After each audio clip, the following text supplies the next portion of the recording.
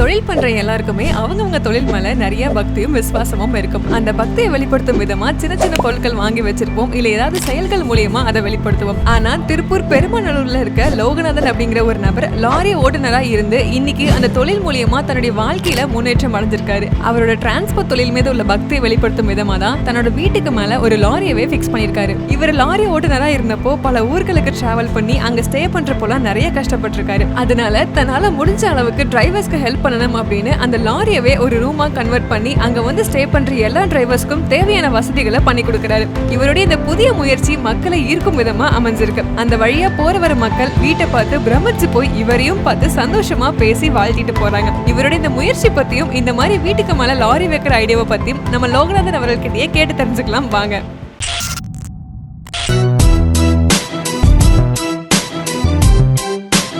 Sir, உங்க name என்ன, நீங்க என்ன பண்றீங்க?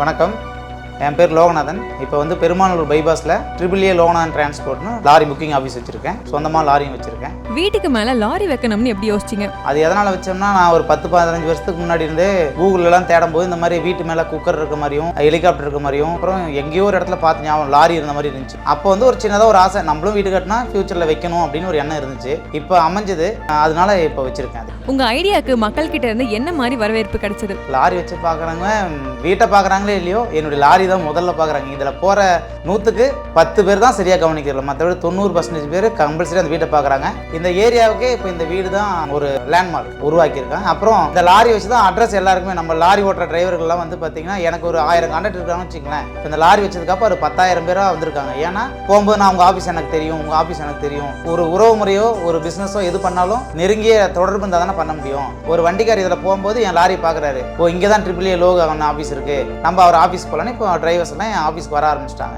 அதனால இந்த லாரி வச்சதுனால எனக்கு பயனுள்ளதாக இருக்குது. எதனால டிரைவர்ஸ்க்கு இவ்வளோ வசதி பண்ணி தரணும்னு யோசிச்சிருக்கீங்க? இப்போ டிரைவர்ஸ்க்கு வந்து ஒரு ரூம் மாதிரி அதை உருவாக்கி கொடுத்துருக்கேன். டிரைவர் வந்து இப்போ இங்கே வந்தாங்கன்னா அந்த டிரைவர் வந்து தங்குற ரெஸ்ட் ரூம். அது வெளியே எந்த டிரைவர் வந்தாலும் நம்ம வீட்டுக்கு டிரைவர்னு வந்தால் அந்த ரூமில் தான் படுத்து தூங்குறதுக்காக அந்த ரூமில் வந்து டிவி, அதே மாதிரி காலையில் டிஃபன், நம்ம ஆஃபீஸ்க்கு வர டிரைவர் கம்பல்சரி காலையில் டிஃபன் கொடுத்துருவோம், டீ காஃபி கொடுத்துருவோம், குளிக்கிறதுக்கு சுட தண்ணி, ஹாட் வாட்டர் எல்லா வசதியும் அவங்களுக்கு செஞ்சு கொடுத்துருக்கேன். நான் டிரைவராக இருக்கும்போது எனக்கு எதெல்லாம் கிடைக்கணும் நான் வருத்தப்பட்டணும், அதெல்லாம் அவங்களுக்கு கொடுக்கணுங்கிறதுக்காக தான் முழுக்க அதுக்கு கஷ்டப்பட்டு செஞ்சு வச்சுருக்கேன். நீங்கள் டிரைவராக இருக்கும்போது என்ன மாதிரி பிரச்சனைகள்லாம் ஃபேஸ் பண்ணீங்க?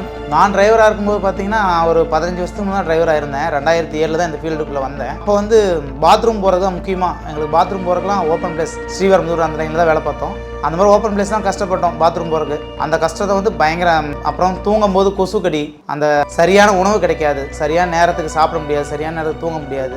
எனக்கு இப்போ மேலே அந்த லாரி ரூம் எதுக்காக கொடுத்துருக்கோம் அப்படின்னா, ஒரு டிரைவர் வந்து ஒரு 2 மணி நேரம் கூட தூங்க முடியாது. வண்டிக்குள்ளே படுத்துட்டு கஷ்டப்பட்டு தூங்குறத விட மேலே ரிலாக்ஸாக படுக்கணும், நம்ம பட்ட கஷ்டம் அவங்க படக்கூடாதுங்கிறதுக்காக தான் முக்கியமாக. அப்புறம் நிறைய கஷ்டங்கள் இருக்குது, சொல்லிக்கிட்டே போகலாம், அடிக்கிட்டே போகலாம். நான் வந்து ஹைதராபாத் போயிருந்தேங்க. ஃபஸ்ட்டு என்னோட ட்ரிப்பு, லாங் ட்ரிப்பு 1 வீக் ஆல்ட்டுங்க. அந்த 1 வீக் பார்த்தீங்கன்னா இதே ஒரு ஆஃபீஸ் ரூமு, பட் உள்ள நம்ம டிரைவர்ஸ் அலோடு இல்லை. போனால் என்ன ஏதுன்னு கேட்டு வெளியே வந்துடணும். உள்ள தங்குறக்கோ வெயிட் பண்ணுறக்கோ ரூம்ஸ் எதுவும் கிடையாது.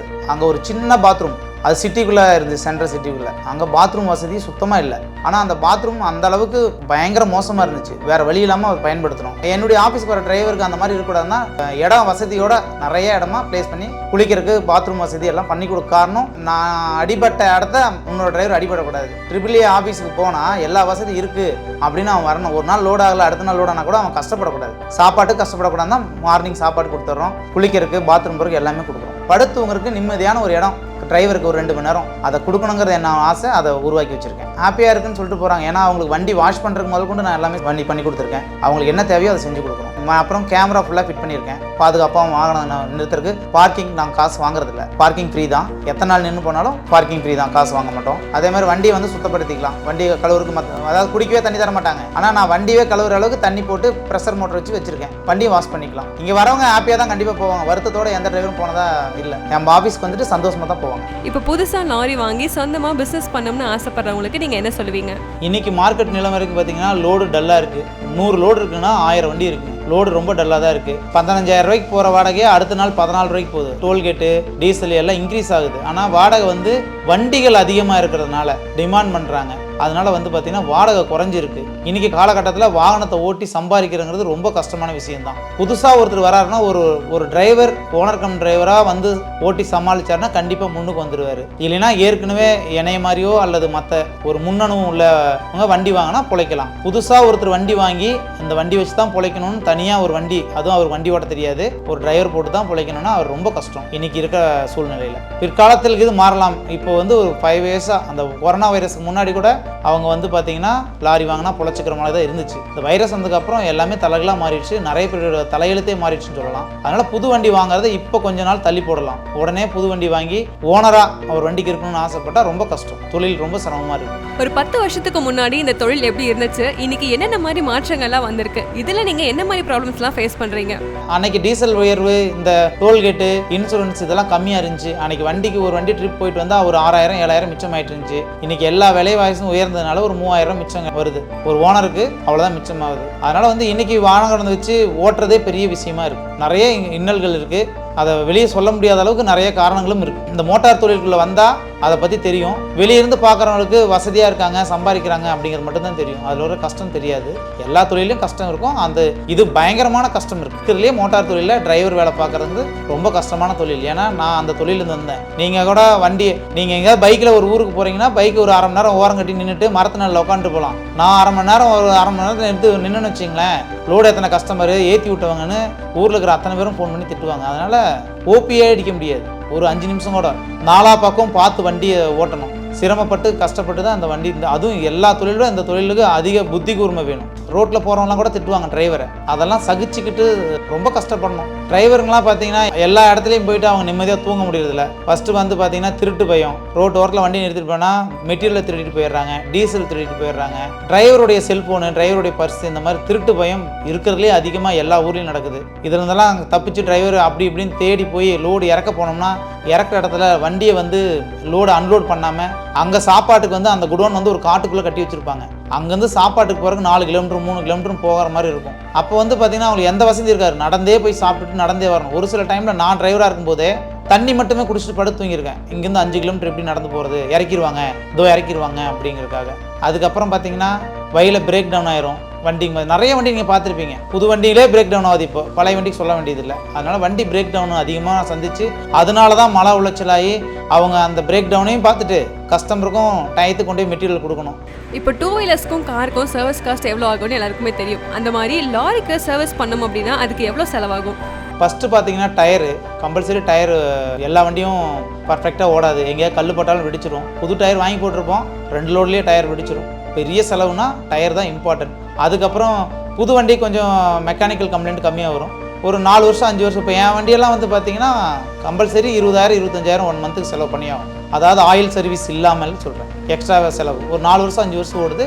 செலவு வச்சுட்டே தான் இருக்குது. எல்லா வாகனமும் செலவு வைக்கும் கண்டிப்பாக. ஒரு 4 இயர்ஸ் 5 இயர்ஸ் தான் ஓடும். அதுக்கப்புறம் செலவு கண்டிப்பாக வேணும், ஆயில் சர்வீஸ் இல்லாமல். அது இல்லாமல் நீங்கள் வந்து மோட்டாரில் எவ்வளோ செலவாகும்னு கேட்குற வரதுன்னா இன்சூரன்ஸ் இருக்குது. என் வண்டிக்கெலாம் வருஷத்துக்கு 55,000 இன்சூரன்ஸ், ஃபுல் இன்சூரன்ஸு. அதுக்கப்புறம் பார்த்தீங்கன்னா டேக்ஸ் 3 மாதத்துக்கு ஒரு டேக்ஸ் இருக்குது. அது 1 வருஷம் டேக்ஸாக கட்டலாம். 4 tax, all India permit tax. இந்த மாதிரி வந்தீங்கன்னா வண்டிக்குன்னு நீங்கள் 2 லட்ச ரூபா ஒரு வருஷத்துக்கு எடுத்து வைக்கணும். 2 லட்ச ரூபா எடுத்து வச்சா தான் அந்த வண்டி ஓட்ட முடியும். இந்த இடத்த நீங்கள் எப்போ வாங்கினீங்க? இப்படியெல்லாம் கட்டினா நல்லா இருக்கும்னு என்ன மாதிரி பிளான் பண்ணீங்க? இந்த இடத்த வந்து பார்த்தீங்கன்னா நான் 10,000 வந்து பார்த்த அன்றைக்கி அட்வான்ஸ் கொடுத்துட்டேன். அப்போ வந்து நான் வண்டி விற்கவே முடியல. வண்டி விற்கல, 2 வண்டி விற்றுட்டு தான் இந்த இடம் வாங்கணும். 10,000 அட்வான்ஸ் கொடுத்துட்டேன். ஒரு 2-3 மாதம் போராடி 2 வண்டி விற்றுட்டு இந்த இடத்த வாங்கணும். வாங்கிட்டு எனக்கு இன்ஜினியர் என்னுடைய சிஸ்டர் தான், அவங்க வந்து எனக்கு சப்போர்ட் பண்ணாங்க. எனக்கு இந்த பிளான்லாம் போட்டு கொடுத்து நான் என்னுடைய ஆசையை அவங்க நிறைவேற்றி வச்சுருக்காங்க. அந்த ஃபோட்டோஸ் பின்னாடி இருக்குது, பார்க்கலாம் நீங்கள். அதுக்கப்புறம் பார்த்தீங்கன்னா பெருசாக எனக்கு பிரச்சனை வராத அளவுக்கு தான் இருந்துச்சு. ஏன்னா நான் இன்ஜினியர்கிட்ட கொடுத்துட்டேன். எனக்கு இந்த ஃபீல்டில் அனுபவம் இல்லாதனால எனக்கு என்னென்ன வேணும் அப்படிங்கிறத மட்டும் பிளானிங் மட்டும் அவங்ககிட்ட கொடுத்தோம். அதை வந்து நான் அந்த லாரி வந்து வாட்டர் டேங்காக போடுறதான் ஃபஸ்ட்டு பிளான். இன்ஜினியரோட ஐடியாவில் தான் அதை வந்து ஒரு ரூமாக ரெடி பண்ணோம். டிரைவர் ரூம் வந்து 10க்கு 16 பெரிய ரூம் போட்டு வச்சுருக்கேன். அதுவும் ஃப்ரீயாக தான் இருக்குது. நம்ம லாரி வைக்கிறோம், அவன் எப்போவுமே லாரி கேபின்குள்ளேயே டிரைவர் தூங்கிட்டு இருப்பாங்க. எப்போவுமே அப்படி தான் தூங்குவாங்க லாரி கேபினில். இப்போ லாரி கண்டெய்னருக்குள்ளே தூங்குற அனுபவம் அவங்களுக்கு இருக்கும். அது ஒரு நல்லாயிருக்கும் அப்படின்னு எனக்கும் தோணுச்சு. அதனால் அதை பிளான் பண்ணி தான் அதை பண்ணிட்டோம். இந்த வீடு கட்டுறப்ப என்ன மாதிரி பிரச்சனைகள்லாம் ஃபேஸ் பண்ணீங்க? வீடு கட்டுறதுக்கு பேங்க் லோன் வாங்க தான் ரொம்ப கஷ்டப்பட்டோம். லோனுக்காக கஷ்டப்பட்டோம். ஏன்னா எல்லா இடத்துலையும் நம்ம 2 வண்டி தான் வச்சுருந்தோம், 2 வண்டி விற்றுட்டோம். அதெல்லாம் கட்டும்போது பண பிரச்சனைகள் தான் வந்துச்சு, மற்றபடி எந்த பிரச்சனையும் இல்லை. இந்த மாதிரி ஒரு ஐடியா இருக்குன்னு உங்கள் வீட்டில் சொன்னப்போ அவங்க அதுக்கு என்ன சொன்னாங்க? எங்கள் வீட்டில் எந்த எதிர்ப்பும் தெரிவிக்கல. எங்கள் அப்பா அம்மாவிலேருந்து அக்காலேருந்து எல்லாருமே வந்து தொழில் நல்லபடியாக எடுத்துகிட்டு வந்தால் போதும் அப்படிங்கிற இடத்துல தான் அவங்க இருக்காங்க. நல்லா செய்கிறான், அதை இன்னும் நல்லபடியாக செய்யட்டும் அப்படின்னு தான் சொல்லியிருக்காங்க. மற்றபடி யாரும் இதுக்கு எதுவும் எதிர்ப்பு தெரிவிக்கல. நாங்கள் எல்லாருமே ஹாப்பியாக தான் இதை செஞ்சு கொடுக்குறோம். உங்களோட இந்த லாரி வீடு எக்ஸாக்டாக எந்த லொக்கேஷனில் இருக்குது? இது வந்து பார்த்தீங்கன்னா கோயம்புத்தூர்லேருந்து சேலத்தை நோக்கி வந்தீங்கன்னா பெருமாநல்லூர் பைபாஸ்லேயே நீங்கள் வரும்போதே பார்க்கலாம். லெஃப்ட் சைடில் நம்ம வீடு பெருமாநல்லூர் பைபாஸில் இருக்கும். ஆப்போசிட்டில் போனால் அதானி கேஸ் பங்க் இருக்குது. இந்த பக்கம் ஈரோட்லேருந்து வந்தீங்கன்னா பைபாஸ் ஒட்டியே இருக்குது பெருமாநல்லூர். நான் இந்த இடத்துக்கு வர்றதுக்கு காரணம் நான் ஒரு டிரைவராக இருந்து வந்தேன். ஆனால் இப்போ இங்கே வந்து நான் இங்கே நிற்கிறதுக்கு இந்த டிரைவருங்க தான் காரணம். ஏன்னா என் வண்டி ஓட்டுற டிரைவர் தான் சரி, வெளி வண்டி ஓட்டுற டிரைவர் தான் சரி, 5% கமிஷன் வாங்கி தான் நான் இந்த இடத்துக்கு இந்த சேருக்கு வந்திருக்கேன். அப்படின்னா என்னை வாழ வைக்கிறது இந்த டிரைவர்ஸ் தான். அவங்களுக்கு எல்லாருக்கும் நன்றி தெரிவிச்சுக்கிறேன்.